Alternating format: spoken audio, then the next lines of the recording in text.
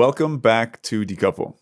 Today I'm joined by 10-time returning guest, Mark Nelson, the OG of Decouple. Welcome back, brother. Thank you. I can't believe it's been 10. Isn't that a little promiscuous?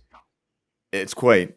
And, we are constantly onboarding new listeners. And obviously there's a lot of people that are working their way back through the Decouple collection here. So I'm constantly trying to find out a balanced way for you to introduce yourself without being stale to my old listeners, but being fresh to my new ones. So I came up with a new strategy today, and I'm going to try it out on you, Mark. So you have to tell me you're Mark Nelson without telling me that you're Mark Nelson. Go. I know that was weird, right? A little bit. It means you have to come It up with doesn't. like It the doesn't mean that I'm. zaniest, It doesn't mean that I most can't come up with a peculiar really good things answer. that It's are. just that was just I weird enough and just counterintuitive enough that.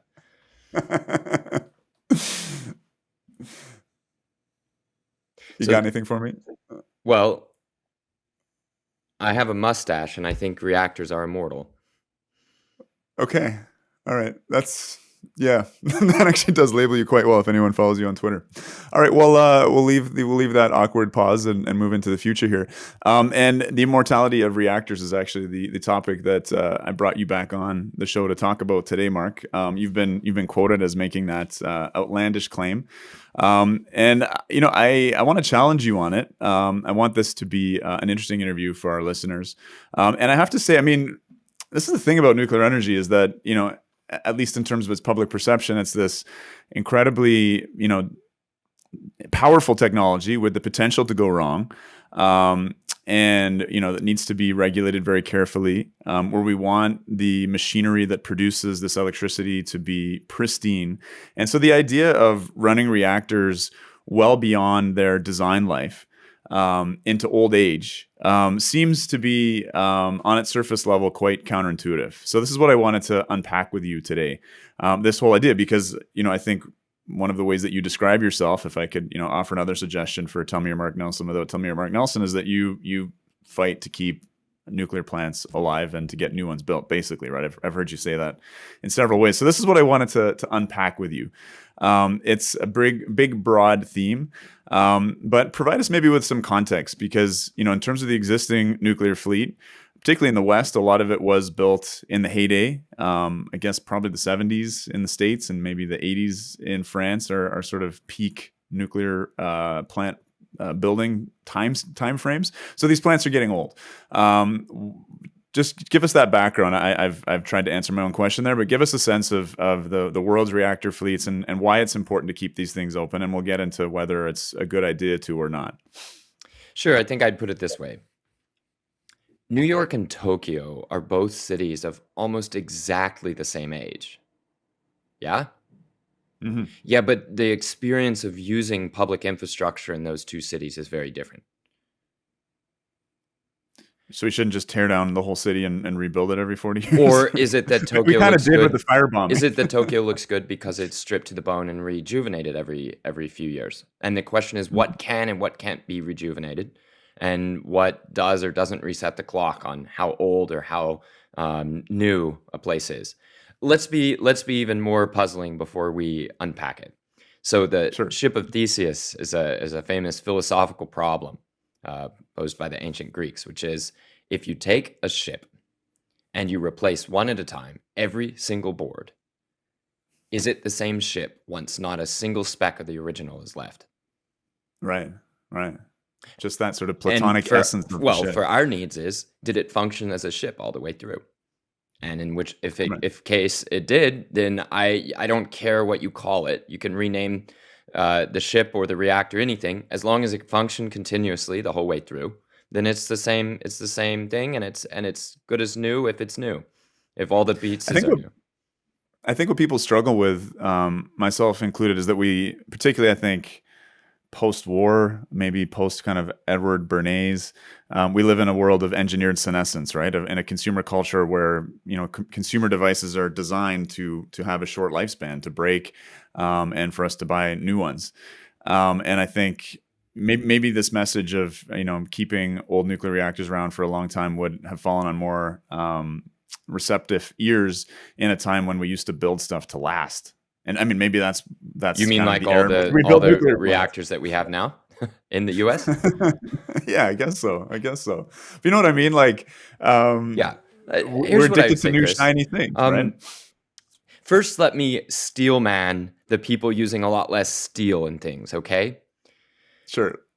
If the expected lifetime, usable lifetime of the device, not because of the device, but because of changes in technology, is short, then you could see it as a great deal of waste, even perhaps an environmental problem of over investing metals and over engineering, over designing for use far beyond when the device, the object, the tool will no longer provide the best service for the expected user. Hmm. Here's another way. Now, let's not steel man it. If you live in a fast and furious world where human institutions crumble, collapse, sold, are renamed, restaffed all the time, and there's constant changeover in the institution behind an backing or behind an object, then it's very hard to make the argument to the people producing these things that they should produce an object at cost, at a disadvantage to cheaper competitors, to last much longer than even the expected lives of the executives of that entity or even the entity itself. Hmm. Hmm. So Let's go backwards. My argument would be that even if this doesn't convince you to build well, if you build a building nice enough, like Hagia Sophia in, the great cathedral of Eastern Christendom in Istanbul, then you can go through multi-hundred-year cycles of different governments, different religions, different world philosophies, and the building will still be there and will be beautiful all the way through. So, we just in what we've discussed in the last few minutes, we've outlined everything from a toaster that doesn't work after 5 or 10 years to a cathedral that doesn't just survive turnover of bishops or turnover of imams. It survives turnover of civilizations while retaining the majority of its value to us, hmm. to people. Hmm. Where Or even do increasing. nuclear reactors fall in this scale? Are they toasters that need to be shuffled off to the recycler after 5, 10 years when Christmas comes up and somebody panic buys you a gift that they think will be at least not rejected? Or are reactors cathedrals? And Let's talk about. there are actual technical issues, and there are Mhm. human issues, and then there are societal issues. Well, let's time travel back and talk about, what reactor designers were thinking, because these, I guess when they were originally licensed, they're licensed with a lifespan. I think that was around 40 years with the NRC. Is that correct? You hear about that It's the plants are going to need suspiciously to be the relicensed. length of a full career, Okay. right? So what was the thought process going into that? Unpack that a bit for us. It- I think you're hinting at it, but yeah, so as far as I can tell, the thought process was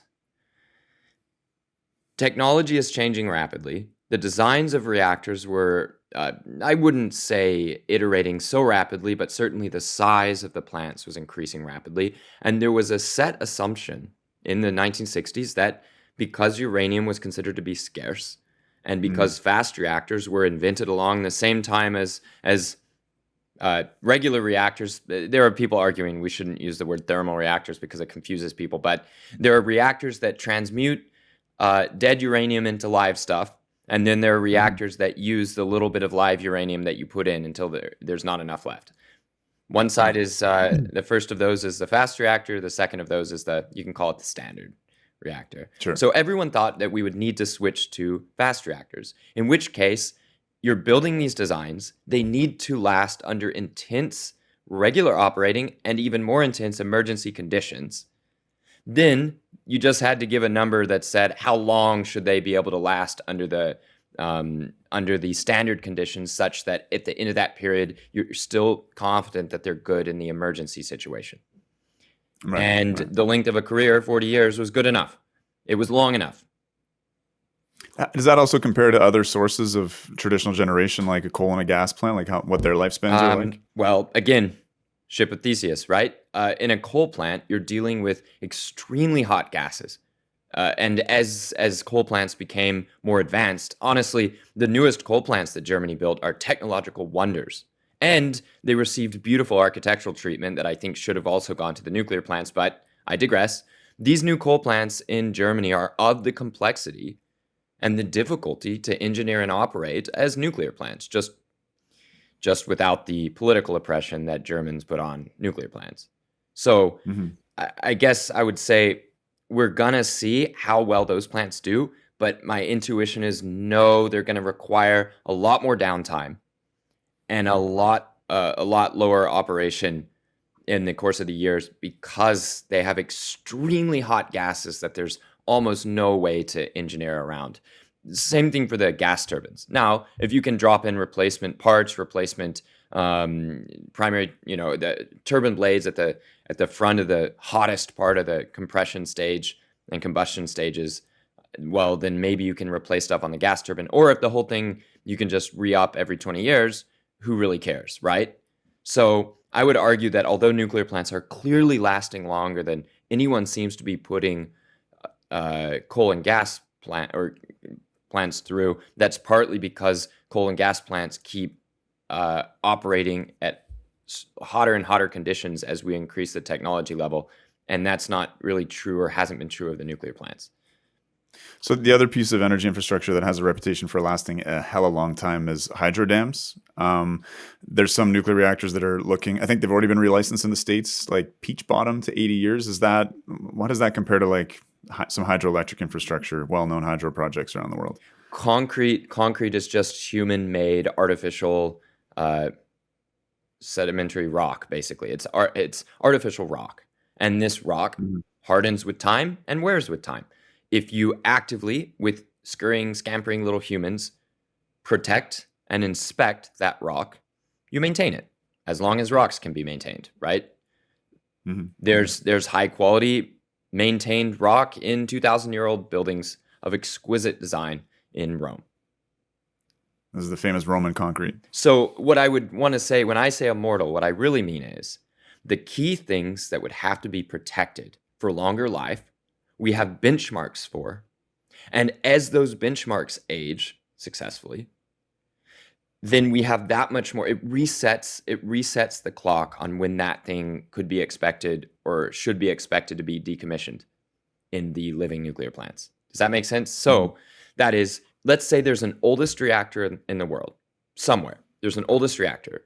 Who's got it? Do the Swiss have it? Do the Indians have it? Well, there are a few oldest reactors.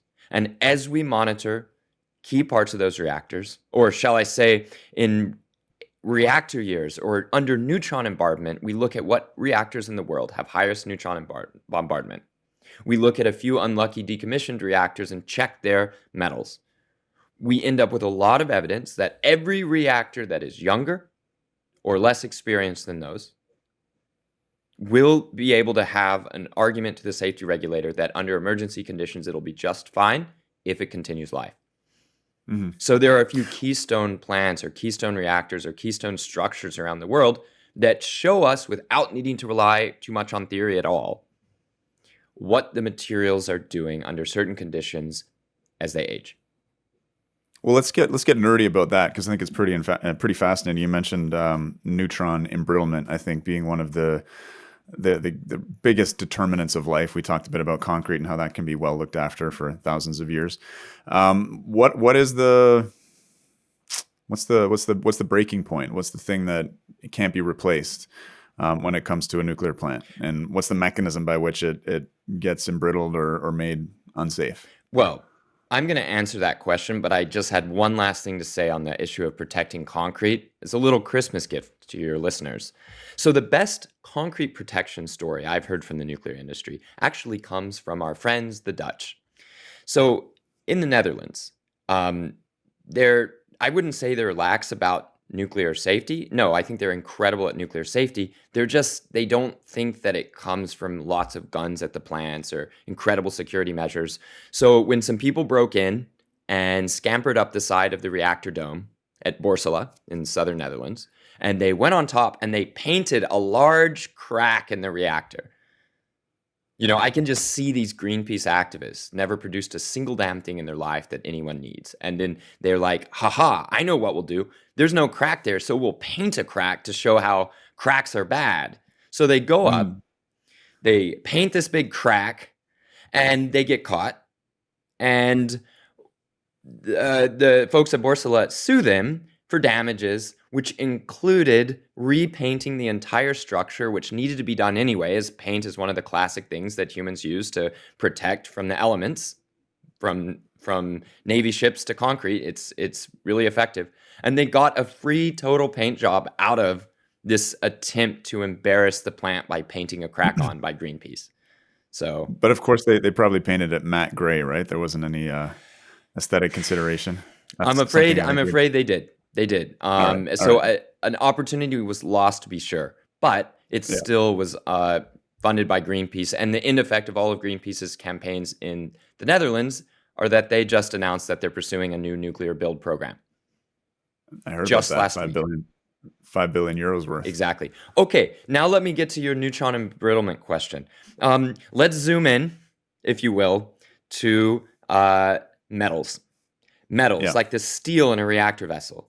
Steel is a crystalline structure, repeated crystalline structure. Crystalline, what do we mean? We mean that the atoms are locked together with chemical bonds in a matrix, in a three-dimensional matrix that is repeating. It is regular, it is repeating. So maybe if people think back to chemistry class in school, they had some instructor who had little toys like, metal, little balls connected with rods. One of the most famous crystalline structures, of course, is DNA. It's a crystal that encodes a repeating pattern that encodes the instructions to life. Well, metal is a lot simpler than that, much simpler. But in the steel, there are these balls, these atoms locked together with chemical bonds, and when a reactor operates, bits are flying around like crazy. The key bit for us nuclear people is the neutron. So these are uncharged but chunky little particles coming out of the core, or the core of the atom, the nucleus, and they fly. And because you can't really control these things with like electronic fields or anything like that, they're just gonna go until they hit something. And mostly, these neutrons are flying around in the central core of the reactor, where everything that's in there is under like constant bombardment, but you can replace everything. You have sensors in there to see how much neutrons. Well, these sensors are being slammed by these things that are like, baseballs, or for you northerners, like a hockey puck, but rotated to where it's not a disc, right? You can try to stretch your imagination, I think. So these hockey pucks are hitting things, and they're just slamming into things, right? Well, if you have a reactor where a ton of these things are escaping the center and going and hitting your reactor vessel, you're wasting those neutrons. Those neutrons should be pointed back and used for reactions, right? Well, it's inevitable that some of these hockey pucks are going to go out and hit the walls of this thick container, this reactor pressure vessel. So what we need to know is, over time, neutrons hitting the reactor pressure vessel wall, how hard are they hitting, and what damage are they doing, and how much of this damage is accumulating? Right. At this point, it's pretty clear that if the steel is not like corroding or being eaten away or anything like that, merely the pressure alone over time is not really an operation, isn't going to damage the vessel. I mean, the vessels are designed to be under much higher pressure, many times higher pressure than normal operations to contain an emergency, for example. So the question is, that overbuilding, shall we say, that extra safety designed in, how much protection does that give the steel from accumulating damage over time from all these hockey pucks hitting? Now, accumulating damage, what? So when these hockey pucks hit a direct score, bam, right there on one of the atoms in this crystal structure of the metal, it can knock it out of place, like boom, and break. It can hit with enough energy to break the bonds that hold the atoms together in the crystalline structure. Break. What happens then? Does the crystal repair? Well, it depends on how hard it hits. And here's the interesting thing. That break can sometimes be that the atom that was knocked out of place bumps another one out of place, takes its spot, and that one sits and then bumps. And so we call them displacements, because once you bump an atom out of its crystal, what happens next is that you've created a hole, and that hole can start moving around the metal.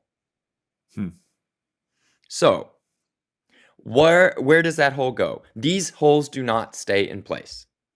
Once they're created, they tend to move. Where do they end up? They end up migrating to whichever location lowers the energy of the structure the most, and that tends to be in places where other holes are, or where there's a specific stress or strain that is different from the immediate surrounding area. So the hole goes there. Why would that reduce the overall energy? Why would that minimize it? Because if your hole goes to the part with the strain, then it can relieve that stress on that part. It's just entropy, basically, right? Yeah, that's one way to put it. Now, that's as far as I'd want to go as an engineer. To get nerdier than that, you have to either be an engineering professor or a physicist, right? A chemist. Well, for our needs, that's enough. The question is, where are all these holes going? How many are going there? And what's the meaning for the reactor? Sure. If enough of these holes show up in one spot, you create a much bigger problem. I mean, literally, physically, it's larger, yeah? If you have enough holes go in a line, that sounds like a crack to me. This brings us to one of the issues at the heart of the nuclear phase-out in Belgium. If you go online, you will see that people talk about cracks in the reactor vessel. Yes. Just from what we've just heard, if people want to go and rewind it, we have enough to know that we can tease apart this news story a little better.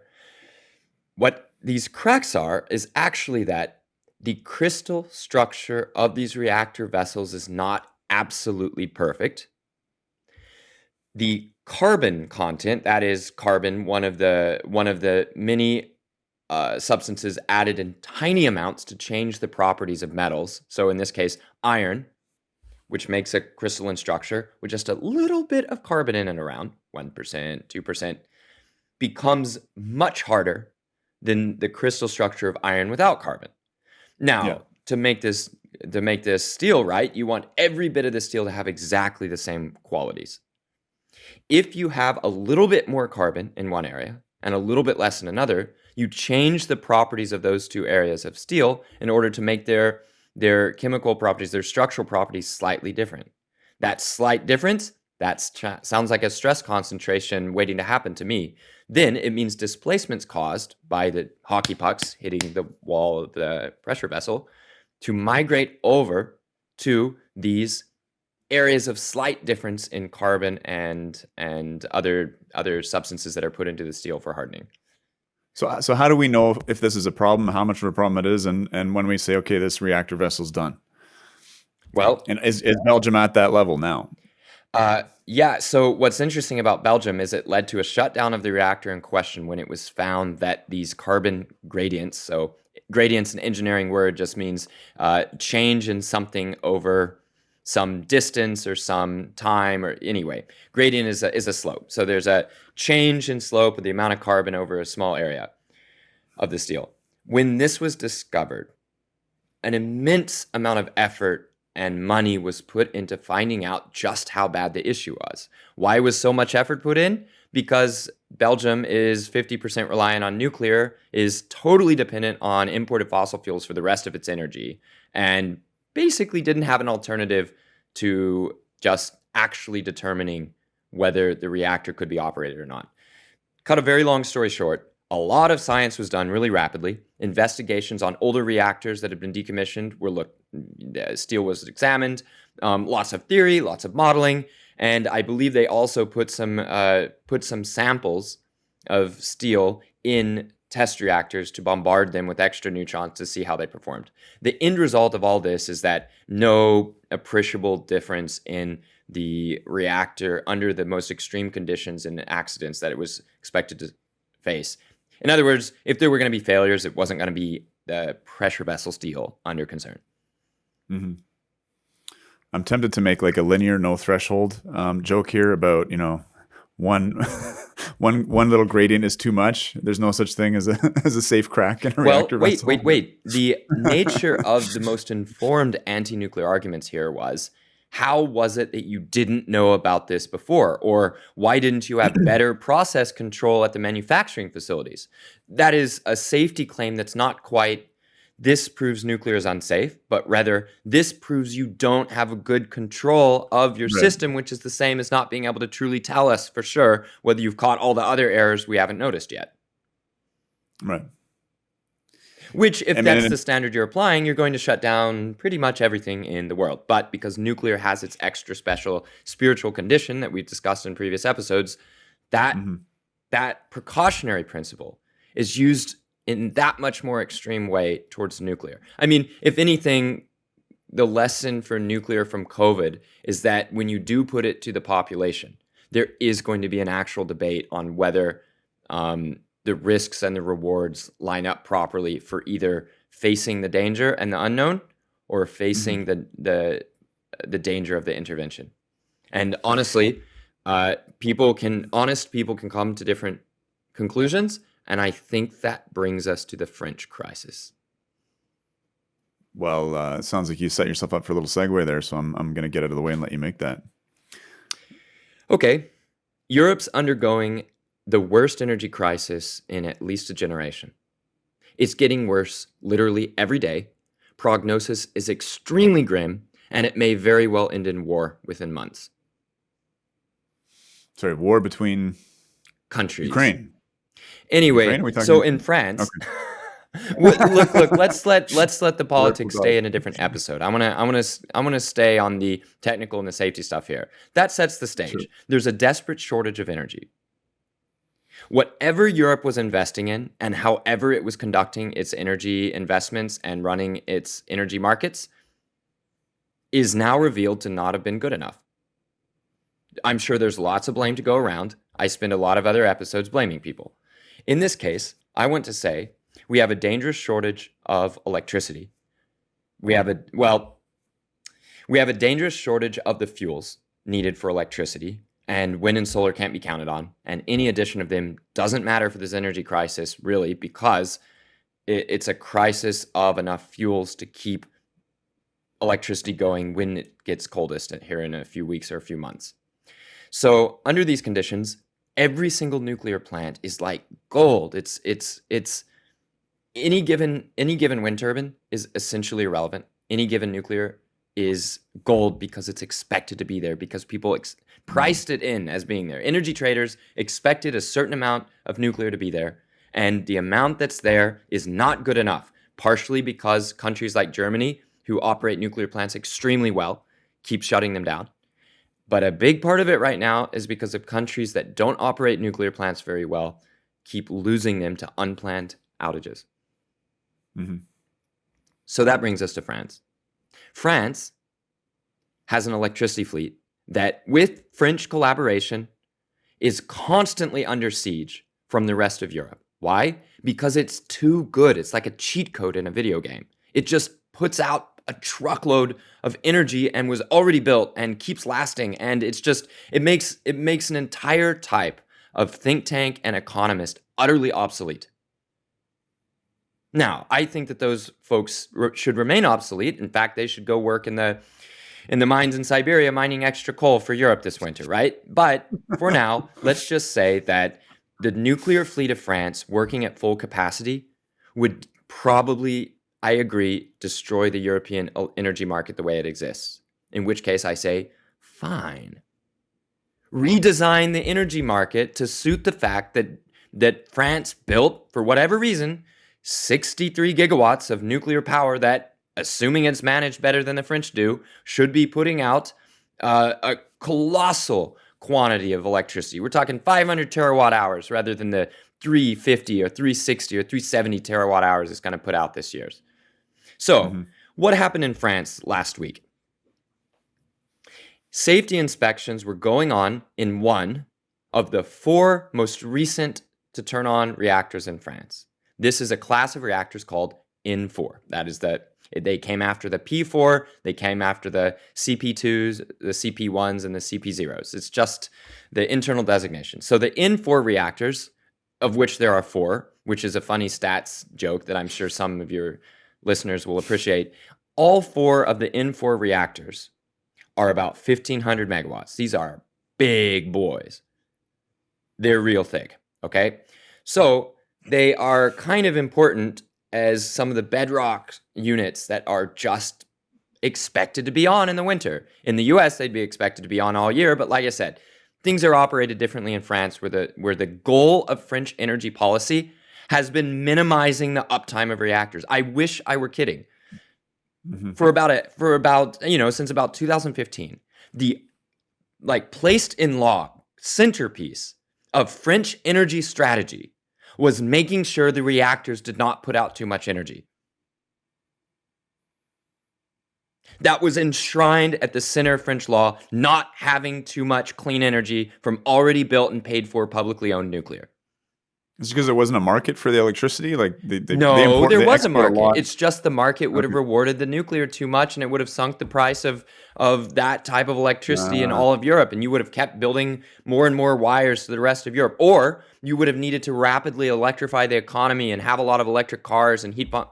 Wait, doesn't that exactly sound like the goals that the energy experts are telling us we're supposed to do? Right, so you had a situation where the central goal of European energy policy, which is who the hell knows what we're going to do, but get rid of the nuclear plants, that trickled down to the French, who had most of the nuclear plants. The French heard the lesson, which was get rid of our nuclear plants, and they did it at the same time as trying to figure out how to electrify everything to get onto the grid. What we're seeing now, the story I'm about to tell you about these N4s, is in the end, like I could quote directly from the Chernobyl show, a result of these lies. How do you end up in the most critical winter for an electricity-using country that already has devices that should be the central plank of European energy and physical security, quite honestly? How do you have them just fail on you? Well, in one of these reactors that was down for service, an inspection revealed that there was stress, corrosion, cracking that could happen and become worse under emergency situations if this emergency piping were needed and used in a disaster. So this was a part of the N4 reactor that turns on to put cold water into the core to keep the core stable in the event that the main reactor coolant pumps are not working. Right. Okay. So it's a redundant backup safety. Yeah, it's backup safety, but that's nothing to be sneezed at. If we have nuclear reactors that need backup safety, then you need to make sure the backup safety is ready to go. Now, France doesn't have any backup energy, and it turns out that all of Europe doesn't have any backup energy. So not to jump to where I think we should take this, which is what do you do if the entire society is in a meltdown? If your whole society is in a life or death emergency, does that change how you treat the emergency safety system? Let's not go there yet, because in the end, somehow these get inspected and repaired and maintained well in Germany, but they don't in France. Or they didn't. Or something was allowed to fester that shouldn't have been allowed to fester. In the end, France has a very, very eager, very active safety culture, right? They are ready to shut down reactors for any reason at any time, sometimes for no reason. Okay, so this happens to fit within a national strategy of kneecapping your own reactor fleet, and it should, in a perfect world, fit well in a strategy of maintaining your reactor fleet forever. Stopping at the first sign that something's out of whack. No matter the day or night, you just stop it immediately and you repair, you service, right? Mm-hmm. The problem is EDF has so many reactors already out for service times. Their refueling outages take many times longer than ours in America, Chris. But it's the same technology. There's not a technical reason that they need to take longer. So this is a great mystery. I'm sure there's going to be a lot of tell-all novels that is going to come out of the catastrophe that's going to unfold in January and February, okay? But in the end, think about this. It has been the priority of EDF to sabotage its own fleet, and now its fleet is sabotaged. Whose fault is it? I don't know. EDF is owned by the French state, and the French state frequently had energy ministers who had no qualifications, no understanding of what they were doing. They're put there to transition away from the energy they have to energy they don't have. And then you have a result like this. Like I said, I'm sure we're going to get a lot of stories, but in the end, EDF takes forever to bring reactors back into service. They have an extremely low capacity factor. Even when their reactors work right, they're sometimes ordered to shut them down and destroy them. You talking Fessenheim here? I'm talking Fessenheim here. I've talked about this a little bit, but just for this episode, I think it needs to be restated. In 2017, I, with a few of my colleagues at Environmental Progress, took a meeting with the French, I would say energy ministry, but no, it's the Ministry of Ecological Transition is the ministry overseeing the life and death critical engineered system we call the grid. Yeah, it is Ministry of Ecological Transition. For one of the lowest carbon countries in Europe, they need an ecological transition ministry, right? To help reduce the amount of energy that's just like available when people need it. So we go in there, and I'm trying to make final arguments for Fessenheim. We just heard from the plant managers out in Fessenheim that, don't worry about it. Even though we shouldn't shut this plant down, it's going to be so devastating to France that they'll never make us shut another plant down. That was the actual argument from the plant directors at dinner over wine and cheese. Was don't worry about this shutdown of this necessary reactor. It will be so painful and devastating to the government, to France, that they won't make us do it again. Boy, how right they were there. Anyway, so we go to the energy ministry because that just didn't sit right with us. Something felt wrong. And when we met with the unions and the mayor of Fessenheim, they definitely had a different take on it than, oh no, kill our whole livelihoods and destroy our towns. It's fine because there will be so much suffering in France that another town won't have it happen too. Yeah, no, they didn't want to be martyrs. The unions and the mayor didn't want to be martyrs, but martyrs they were made. In 2017, though, there was still this idea in our heads, this crazy idea that we could delay the shutdown. We go to the energy ministry and we sit down with some officials.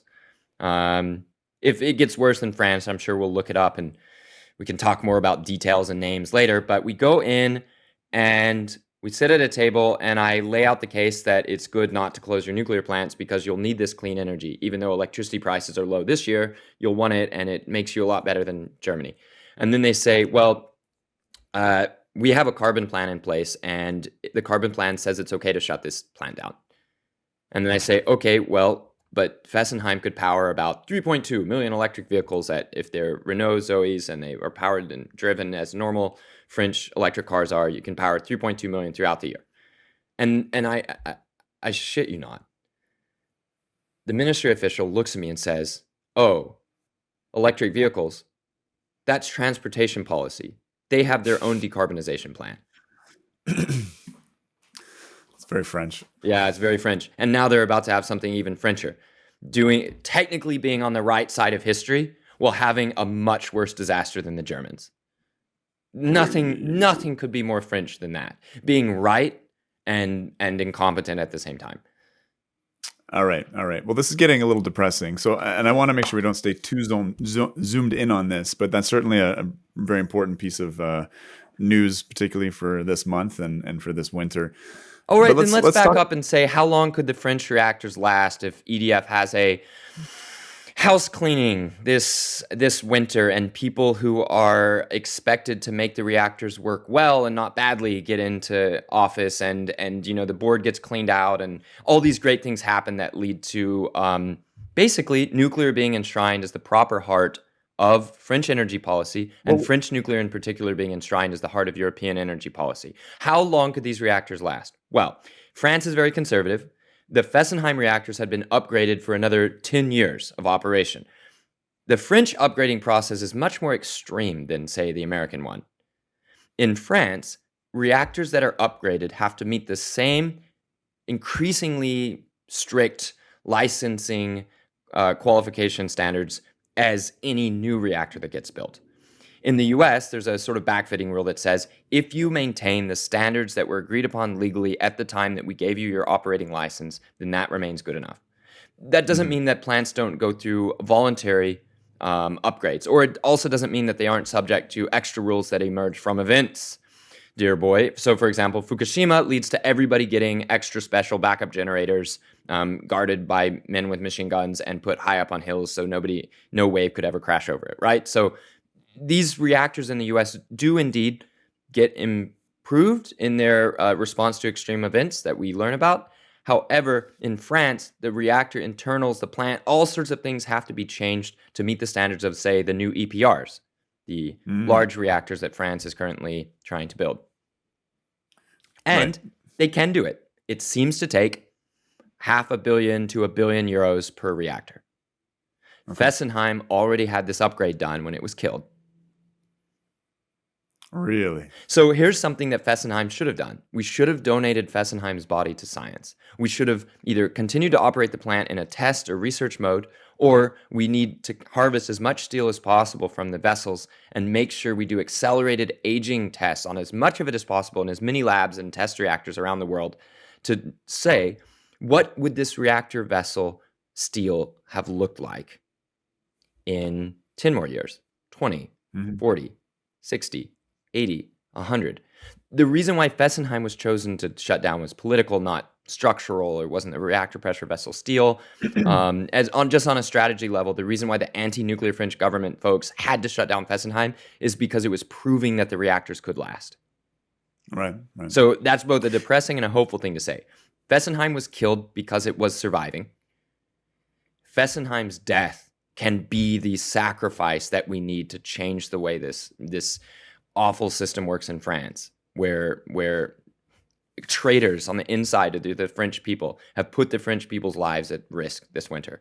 And I'm not referring to the inspectors who correctly found that something was out of whack on the safety injection system. No, not at all.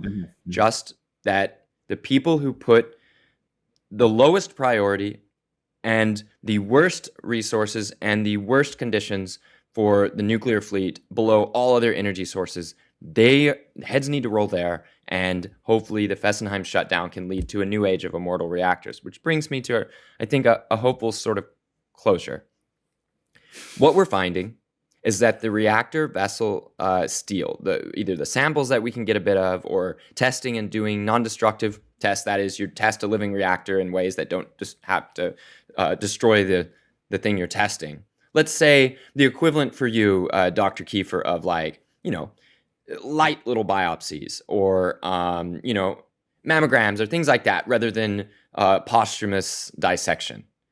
These tests are giving regulators the confidence around the world for reactors of a similar type as Fessenheim to issue licenses conditional on continued good performance for those reactors to operate 80 years. And there's nothing that's changing fast enough in them that 80 years would be the finish. If you can replace every single thing in a reactor that's made of metal or plastic or wire or anything that is replaceable, and you can maintain the integrity of that concrete dome, like the 2,000-year-old concrete domes in Rome. Now, the difference is the concrete domes in Rome just need to hold up under their own weight. The ones in a nuclear plant need to hold up if is high pressure on the inside. So you do have to protect the integrity of the steel in the concrete. We can do that. Then it comes down to the reactor vessel and the reactor vessel steel. There are two approaches being taken. They sort of are emblematic of the way Russian and Western engineering cultures work. In Russia, just to make sure, they put a big heat gun on the outside of these reactors and on the inside, and they move it around the pressure vessel during a shutdown, and they anneal the pressure vessel steel. What that means is heating up the lattice. So the lattice is sort of jiggling, right? That lattice, that crystal we're talking about is jiggling. All the displacements kind of even out or work themselves to edges. Basically, you're deconcentrating the displacements. You're resetting the steel to sort of not exactly virgin setting, but you're turning back the odometer. Now, I don't want to be like, oh yeah, turning back the odometer like a used car lot. No, you're physically resetting the effects of bombardment over time of neutrons in the reactor pressure vessel. You're certainly resetting the concentrations of stresses. And Right. the Russians claim that doing this once is a 10-year boost. In the West, we keep watching, testing, theorizing, modeling. And both ways are likely to be important parts of the future of immortal reactors. So zooming out again, I mean, actually, before we do, something I think is really fascinating. There's a lot of talk now about a French nuclear renaissance, and building 6 new EPRs or large reactor equivalents. But it's fascinating to me that what you're reflecting on is that France runs their existing fleet at such a low capacity factor, that simply doing that better would probably be the equivalent of adding 6 EPRs already to what they have. Obviously, that doesn't meet their peak winter heating demands, which they do a lot of with electricity. But just as an aside, I thought that was kind of fascinating. Like, you hear about the capacity of the nuclear fleet in the U.S. is quite low as a function of the total capacity of the system, but because it's operating 92% of the time, it produces such an enormous amount of America's power. So that's just an interesting aside. But I did want to zoom out a little bit for our international audience. We've touched a lot on the U.S. and on France, but definitely wanted to touch on Canada and CANDU a little bit. But I think I had a very powerful experience. I got to tour 2 nuclear plants in the space of about 3 weeks. One was our CANDU's up at Bruce Power in Ontario, and the other was Hunterston B, which is one of the advanced gas reactors near Glasgow on the Scottish west coast. And the pertinent thing about that tour was it was the first tour to the public since the onset of COVID, and it was the last tour ever of those units because they're coming offline. The UK embarked on building their indigenous design and sort of sticking to that. Let's just be quite clear, Chris. There was a fork in the road, and the British took it. Yeah. So the rest of the world did what? This is the same time period that France chose to give up on the British-style reactors, which they called French-style. This being France and Britain, right? So France gave up on their own French-style, British-style reactors and went towards the French-style, American-style reactors. Yeah. Yes. Britain didn't. They waited till one more generation of reactors were built around the whole country to realize, oh shoot, we really bungled this. We should switch to the American style. And they did. Where they built one, then they designed electricity markets and broke their whole society, as we're about to see this winter. So the Brits found a way to do almost every single thing wrong. Now, for a brief period of time, the British style AGRs, advanced gas reactors, basically these big concrete boxes lined with steel with fuel rods in them and hot gases swirling around and then going over to a heat exchanger right there inside the big box, and the heat exchanger passing water in gets bombarded by the hot gas between steel tubes and then goes back out and makes electricity. So the advantages here is that it was very British, which is good. The Brits are continuing to make really terrible decisions in nuclear by going British, but that's more politics. We'll leave it aside. Anyway, back when they made their first big sets of mistakes by going British, the thought was, we will operate our reactors at a higher temperature and thus more thermal efficiency. Don't have time to get into that entropy stuff now, but basically they were going to have the most advanced reactors in the world with all these great things.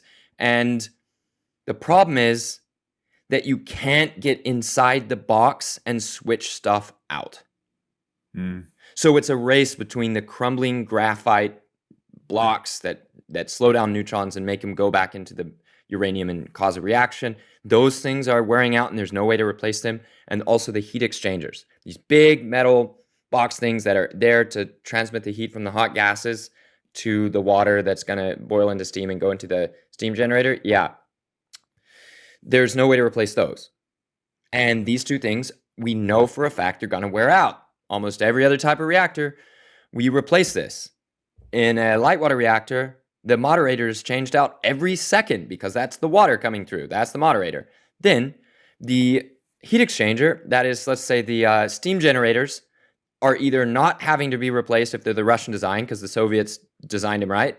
And in America, they are having to replace them because we didn't design them right, but hopefully these will last longer. You can't do this in the British one. You would have to cut into the box. And that cutting into the box in the end would be like one of the few ways that nuclear plants die in the West, or in the non-British West, which is if you lose strength in your big dome. It's really very hard to see how you go back from there. The British reactors then are the ones that are the losers here. All 430 some odd non-British reactors, they can be life extended. The British ones, it's a race against time. Right. And they're going to have to shut down.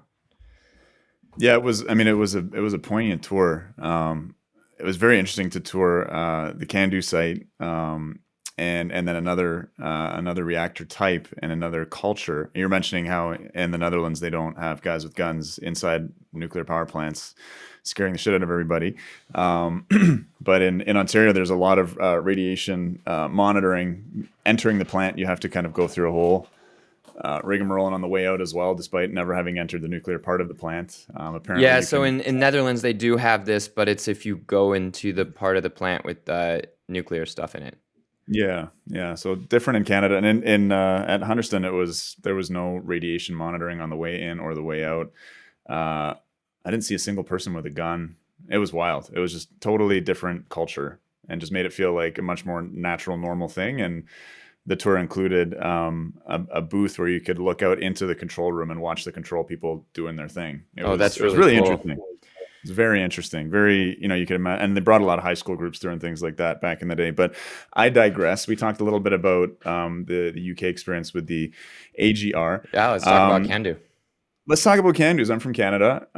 You realize how special it is to be a nation that developed a technology for a viable reactor type that's been going for 60 years. There's not a lot of successful examples. You have, boiling water, pressurized water, these gas reactors. I mean, I'm not an engineer. I'm going to run out of designs to riff off. But that being said, it seems like there's a handful that have endured the test of time. But CANDU is one of them. We're in the midst of refurbishment for most of our reactors right now, which is pretty costly, right? And compared to what? Look, that's my question. Let me just say, Chris, that a lot of things that were supposedly costly in nuclear are found to be radically low cost compared to the emerging system cost of not having energy when you need it. All right. Well, help me understand CANDU, because from what I'm seeing, every 30 to 40 years, we have to swap out a lot of components, the boards of the ship, perhaps, as you were alluding to beforehand. But yeah, true. Walk me through CANDU. Can they do one refurbishment, multiple refurbishments? I guess we haven't done multiples yet, so we're not sure. But what's your take on the relative immortality of the CANDU reactor? So you can, in fact, reach in and replace some of the key things that are not replaceable in the British reactors. In some ways, the shape is similar. It's a big it's a big can, right? But the ends are open enough that you can replace the big tubes that have the fuel in them. In fact, I would say I'm confident that the true ship of Theseus reactor equivalent is CANDU. You should be able to replace absolutely everything that undergoes any significant neutron bombardment. That is to say, you don't have one large pressure vessel that's real thick and is really strong, but going to be almost impossible to replace, so you better protect it. Instead, the equivalent of your pressure vessel is many of these tubes called calandria tubes that have the fuel bundles in them riding through, like little subway cars, until they get to the end of the reactor and come out. So, although you do need to replace them, you could easily see a sort of industrial utopia where you have enough of your society powered by CANDUs, staggered in time, such that when you do need to replace one, it successfully and fully occupies your CANDU replacement industry, where every 40 years, in a wave across the whole fleet, you replace key parts that do wear out. One of the problems that we have in, say, even if you built out if you built out any one of a long-lasting energy technology and you build it in waves, you may have obsolescence waves where you both have booms and busts. We're seeing this in COVID tests where A bunch of COVID test places were at the edge of maybe going bust if they didn't rapidly reduce test production back, a few months ago when we didn't need as many tests, it seems. The question is, how do you have secure and stable engineering capacity over time? Well, CANDU may have an answer there, which is that you replace enough of the parts that are the same parts that you would want in the new reactors, that the replacement program is maybe a way of stabilizing between business cycles of building new ones. I don't know. Just a thought. Mm-hmm. What I'm particularly excited about is that the CANDUs serve as such a complete platform for a number of other nuclear technologies like the radioisotopes that the use case for them never stops. There will always be a need for reactors like CANDUs, in my opinion, in a world nuclear system that's not just energy, but also medicine and agriculture. In which case, why not improve the fuels too? But we'll save that for another time. Sure. Something you said about the Russians intrigued me a little bit. You're mentioning the annealing of the pressure vessels, but also that their steam generators seem to have been engineered in such a way that they last a lot longer. So tell me a little bit more about the relative immortality of, I guess, is the VVER? Right. Well, so clearly anybody listening to this episode hears that there are different safety regimes that are going to look at different things with very different action plans to address them. I am not so close to Russian safety and licensing that I know whether their steam generators would have been replaced in the US. In the US, steam generators were visibly and clearly decreasing in performance through time. It wasn't like a theoretical safety thing. It was that they weren't flowing as well, and there was like little leaks between the side of the water that goes back to the reactor and the water that goes to the steam turbine. Anyway, what the Russians did, they have horizontal ones, and they have multiple reasons for why this ended up better. I can't absolutely say for sure whether I believe that they knew for a fact that they would last a lot longer than the American ones, but for whatever reason, they made judgment calls that led to those steam generators not having the types of leaks. Certainly, if the Russians need to replace steam generators, they are making large modular reactors. They are rolling off pressure vessels and steam generators like crazy all the time from incredibly experienced factories that have been rolling with some interruption for, the dissolution of the Soviet Union. They've been rolling for a long time, certainly since the mid-2000s, right? So they could replace them if they needed to. And it would not require restarting their metallurgical industry or their large component industry. So I think that if they found a reason to improve performance or safety, they would do it and replace it. The fact that they haven't needed to suggests to me that they probably are lasting a lot longer. Now, a bigger question to me will be, with the information we now have about steam generators that are vertical in the West wearing out in certain ways, are our new ones going to last a lot longer and not need a 20, 30, or 40-year replacement? We'll see. Okay. I guess, like, kind of circling back to the theme here, one of the measures of whether something being run for a long time is worthwhile is how it's performing. So, what has the performance been like of some of these plants as they get into their middle or old age, or however the time scales you want to look at it? Are they running better? Are they running worse? Is there more downtime, more time for repairs that you would expect to be needed as things age in general, or what are we seeing? Well, so when I say about reactor immortality, I have to say except the British. When I say about reactor performance during aging, I have to say except for the British and the French, clearly. Now, the plants are doing really, really well, Chris. The US is one of the standard places where there are downsides to the US nuclear engineering culture. For one, it's not been great for communicating with the public, and two, the insane, almost tumor-like growth of the security apparatus around plants is unscientific and antisocial and quite depressing. But in terms of operating our nuclear plants like F1 cars, where our pit stops are lightning fast and upgrades are done in, just with extraordinary speed and effectiveness, and emergency stops during operation, which can be on a hair trigger. All these hair triggers are on the plant to stop a reactor in an emergency. One of them was the erroneous stops that was so unfortunate during the blackouts in Texas, right? It's not that we've made it to where we don't allow problems to stop a reactor. It's that there's almost nothing that ever stops a US reactor these days. because they're operated with near perfection. And that tells us a lot of what we need to know about how the aging is affecting these reactors. If anything, they're getting better with age. I don't even want to make a fine wine reference. I'm saying that the teams and the shared knowledge between reactors, both under one owner, the other reactors in the set, or among reactors of similar families around the entire world, the camaraderie in reactor operating nations. You can be nearly at war with each other in some ways, and then on the level of reactor operation, it's just beautiful, beautiful cooperation, voluntary cooperation.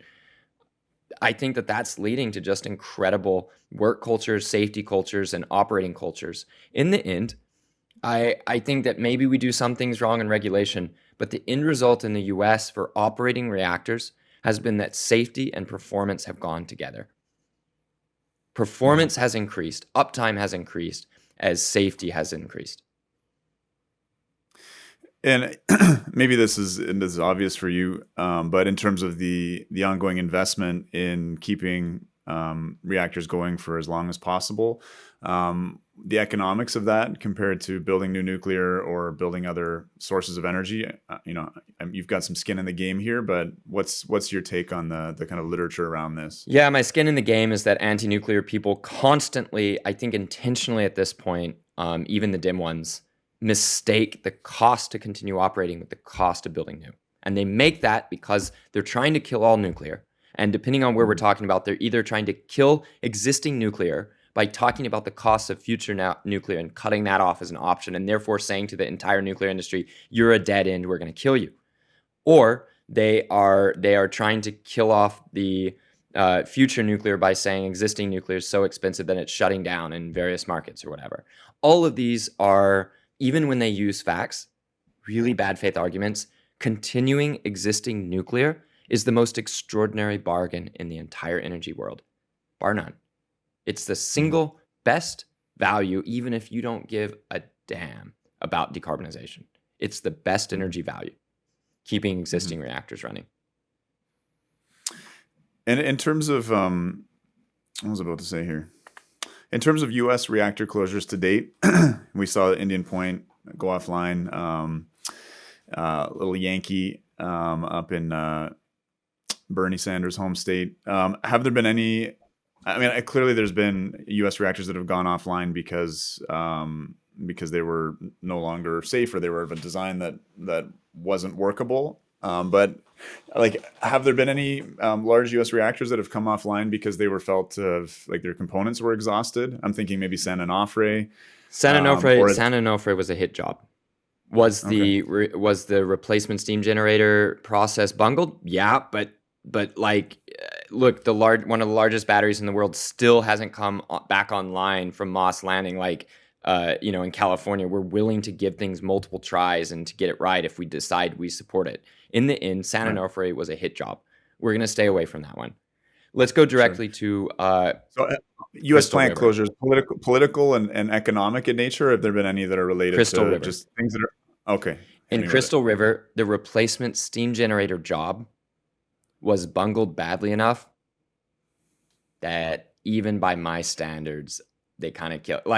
Here's what would have needed to happen. In Crystal River, the steam generators were needed to be replaced, right? And so the plant decided to get it done by cutting a hole in its shield building, in its pressure dome. And they cut a hole, and it detensed the tightly knit network of rebar that make up the really strong tensile strength, the strength against expansion, shall we say, if you have a steam leak or a pressure problem in the reactor. That dome is there to catch the steam as it expands, and it needs to be strong enough to withstand the inflation forces, shall we say. They cut that in such a way that it would no longer be secure. And you kind of have to reknit and then reset the concrete. You would basically need to cut pour a new dome. Yeah, and make some kind of link between the new one and that was a bad error. Was it so bad that if it wasn't a national priority, you couldn't repair it? I don't know. Or maybe you build an identical structure next door and import all the parts, that was pretty bad, and that was 2013, I think. And it's just it would have been very difficult to recover from that. Okay. Okay. In terms of All right. So parts, though, no, yeah. I mean, the most severe and extreme problem we've had with the primary circuit, that is the reactor pressure vessel and its steel, has been at Davis-Besse in Ohio, where, yeah, not enough time to go into it fully, but basically some acidic water was eating away at a type of steel that shouldn't come into contact with that water, and it was eating away and eating away and eating away until a giant chunk of metal was missing, and it was just the inner stainless steel liner that was holding in the pressure. So yeah, that was a sign that you can go very badly wrong without crashing, and you can repair it. And it definitely led to differences in the way reactors are inspected in America. Right. Right. I mean, I guess, what we're saying is that, and this applies obviously beyond nuclear. If you wanted to have a wind turbine and make it immortal, you could just swap out the gearbox, swap out, everything on it, right? It could be a boat. Who's the Greek guy again? The Greek ship? Theseus. Right. But I guess the question is, is it worth doing for X technology? And it sounds like your argument is that because of the special services that nuclear provides, and because of the economic benefit of keeping nuclear around, it makes sense. It comes down to what people want. I think we should end with a slight attack on some large, powerful group, right? Isn't that the way to end a nice Christmas episode? So Google has been repeatedly approached for help in getting long-term energy contracts from nuclear plants that are about to go out of business and shut down forever, right? Yeah. And Google says, well, we understand the importance of 24-hour electricity, 365, but we just can't do nuclear because that's not adding enough energy. We're just saving a plant isn't additive. Google has just come out and they've signed a big deal to buy electricity in Germany for wind turbines that are so old that they're losing their subsidy, and the subsidy is the only thing. Like the taxpayer subsidy was ratepayer, I guess, now it's taxpayer too, was the only thing keeping these wind turbines going. And now these tech companies are coming out and saying, no, it counts as additive if the wind turbine was going to go offline, but then we save it as it loses its subsidy. Which makes you realize, so even though the wind turbine is the opposite of 24/365, right? It's not like that. Even though the wind turbine is the very opposite of that kind of structure that matches your constant demand, it counts if it's going offline as long as it's not a nuclear plant that actually provides you what you need. Got it. So really, that kind of reveals the game.